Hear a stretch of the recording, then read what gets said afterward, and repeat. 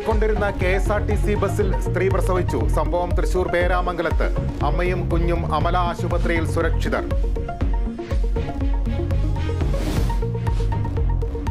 മൂന്നാറിലെ വ്യാജ പട്ടയ കേസുകൾ CBIക്ക് വിട്ടേക്കും. കേസിൽ CBIയെ സ്വമേധയാ കക്ഷി ചേർക്കുമെന്ന് ഹൈക്കോടതി.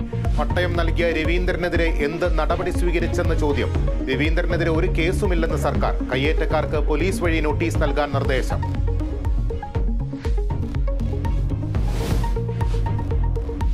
കാലവർഷം 24 മണിക്കൂറിനുള്ളിൽ കേരളത്തിൽ. അടുത്ത 7 ദിവസം വ്യാപക മഴയെന്ന് മുന്നറിയിപ്പ്. കുട്ടനാട് വെള്ളപ്പൊക്ക ഭീഷണിയിൽ. എറണാകുളത്തും ആലപ്പുഴയിലും ദുരിതാശ്വാസ ക്യാമ്പുകൾ തുടങ്ങി. ഡൽഹിയിൽ മലയാളി പോലീസുകാരൻ സൂര്യാഘാതമേറ്റ് മരിച്ചു. മരിച്ചത് കോഴിക്കോട് വടകര സ്വദേശി K ബിനീഷ്. ഉത്തരേന്ത്യയിൽ ഉഷ്ണതരംഗം രൂക്ഷം. 5 സംസ്ഥാനങ്ങളിൽ റെഡ് അലർട്ട്. മുഖ്യമന്ത്രിയുടെ മകൾ വീണ വിജയന്റെ കമ്പനിക്കെതിരെ വീണ്ടും ഷോൺ ജോർജ്. എക്സാലോജിക്കിന് അബുദാബി കൊമേഴ്സ്യൽ ബാങ്കിൽ അക്കൗണ്ട് ഉണ്ടെന്ന ആരോപണം. അന്വേഷണം ആവശ്യപ്പെട്ട് ഹൈക്കോടതിയിൽ ഉപഹർജി നൽകി. മുഖ്യമന്ത്രി പ്രതികരിക്കണമെന്ന് VD സതീശൻ.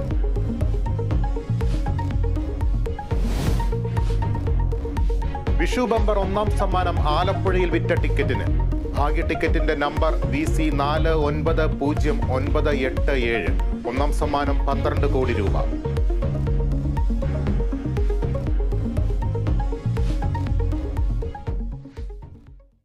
തൃശൂർ പേരാമംഗലത്ത് ഓടിക്കൊണ്ടിരുന്ന KSRTC ബസ്സിൽ പ്രസവം. മലപ്പുറം തിരുനാവായ സ്വദേശിനിയാണ് ബസ്സിൽ പ്രസവിച്ചത്. അമ്മയെയും കുഞ്ഞിനെയും സുരക്ഷിതമായി അമല ആശുപത്രിയിലേക്ക് മാറ്റി. വിവരങ്ങളുമായി അനീഷ് ആന്റണി ചേരുന്നു.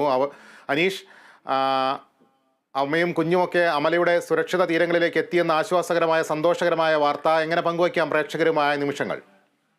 തീർച്ചയായും ലിബീഷെ,